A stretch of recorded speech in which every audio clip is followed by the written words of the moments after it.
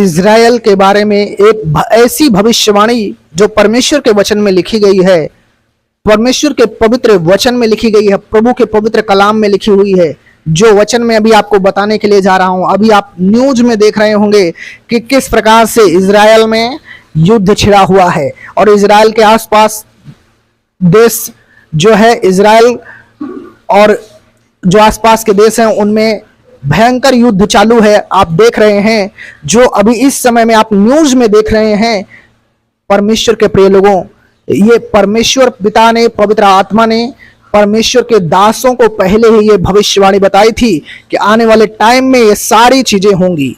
तो आइए मैं आज आपको उस वचन को बताता हूं और अभी आप इस वीडियो को छोड़ के मत जाना, इस वचन को सुनो और उसके बाद में मैं आपको न्यूज का क्लिप दिखाता हूं और सुनाता हूं कि देखिए आज संसार में जो भी चीजें होती हैं किस प्रकार से प्रभु के पवित्र वचन में पहले से ही भविष्यवाणियों में लिखी हुई हैं। और जो आज एक राज्य दूसरे राज्य से लड़ रहा है, एक देश आज जो दूसरे देश से लड़ रहा है, ये भविष्यवाणी है, परमेश्वर ने पहले ही बता दिया है।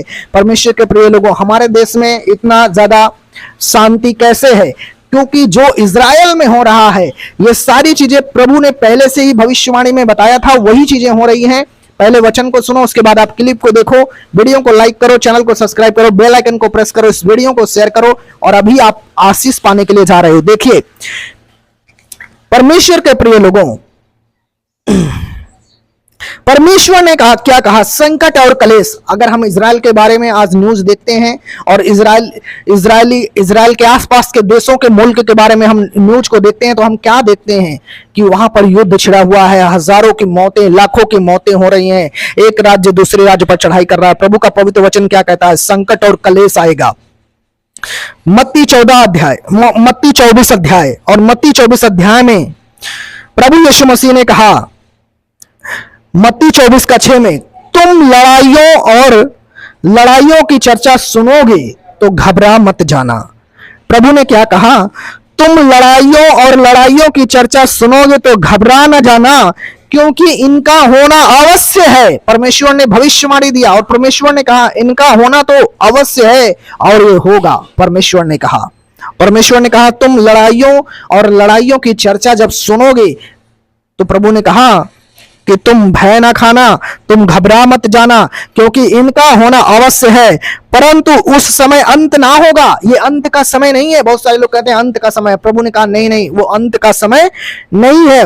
प्रभु ने कहा परंतु क्योंकि जाति जाति पर और राज्य राज्य पर चढ़ाई करेगा। हम देख रहे हैं ईरान में और अभी इज़राइल में युद्ध छिड़ा हुआ है, आसपास के देशों में युद्ध छिड़ा हुआ है, वहां पर बम गिराए जा रहे हैं और लोग मर रहे हैं। देश में क्या कहते हैं, भय का माहौल है। ये भविष्यवाणी परमेश्वर ने वचन में बताई है। और प्रभु ने क्या कहा? क्योंकि जाति पर जाति और राज्य पर राज्य चढ़ाई करेगा और जगह जगह अकाल पड़ेंगे और भूकंप होंगे। ये सब बातें पीड़ाओं का आरंभ होगी।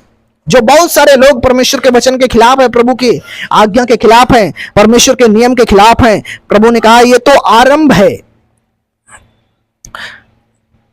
तब वे कलेश देने के लिए प्रभु ने कहा ऐसा ये आरंभ है, कलेश होगा। परमेश्वर के प्रिय लोगों, आइए मैं आपको अभी क्लिप को दिखाता हूं कि किस प्रकार से जो भविष्यवाणी का वचन मैं आपको बाइबल से भी बता रहा हूं वो भविष्यवाणी पूरी हो रही है। और अभी प्रेजेंट टाइम में, इस टाइम में वो भविष्यवाणी जो बाइबल में सालों, पता नहीं कितने सौ साल पहले लिखी गई है, वो आज हो रहा है। और आने वाले टाइम में जो भी पृथ्वी पर चीजें घटेंगी उन सारी बातों का जो है भविष्यवाणी प्रभु का वचन में पहले से है। तो आइए उस क्लिप को देखिए। प्रभु यीशु मसीह के नाम में परमेश्वर आपको आशीष करे। God bless you, praise the Lord, सलाम। अब आप क्लिप देखिए।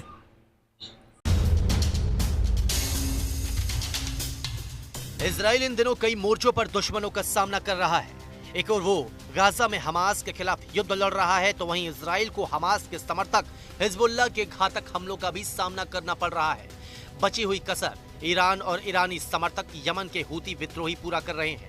ऐसे में इजराइल अब यमन के हूती विद्रोहियों के खिलाफ एक बड़े अभियान को शुरू करने की तैयारी में है। इसराइल ने इसके लिए संयुक्त अरब अमीरात के साथ मिलकर एक द्वीप समूह पर मिलिट्री बेस तैयार कर लिया है। बता दें कि साल 2015 में हूती विद्रोह आंदोलन के खिलाफ यमन में अभियान की शुरुआत के बाद से यूएई ने सोकोट्रा द्वीप समूह पर नियंत्रण हासिल कर लिया था। ये द्वीप आधिकारिक रूप से यमन की संप्रभुता के अधीन है।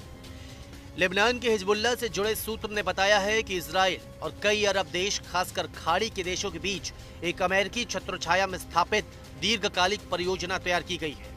सोकोट्रा द्वीप समूह यमन में अन्य द्वीपों और बंदरगाहों के साथ इस परियोजना के एक केंद्रीय बिंदु है। रिपोर्ट में यह भी बताया गया है कि हाल के दिनों में इस परियोजना को काफी तेज किया गया है। द्वीप समूह में दूसरा सबसे बड़ा अब्द अल कुरी द्वीप पर एक इजरायली सैन्य अड्डा बना लिया गया है। इस परियोजना के हिस्से के रूप में इजराइल के chief of staff Herzi Halevi ने जून में बहरीन में यूएस सेंट्रल कमांड के कमांडर माइकल कुरेला ने सऊदी अरब, बहरीन, मिस्र, यूएई और जॉर्डन के सैन्य कमांडरों से मुलाकात की। यूएई ने द्वीप समूह पर नियंत्रण पाने के लिए हर संभव कोशिश की है।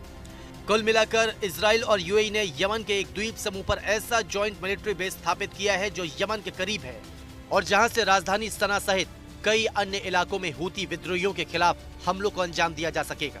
ये द्वीप ऐसी जगह स्थापित है जहां से ईरान को भी नियंत्रित किया जा सकता है।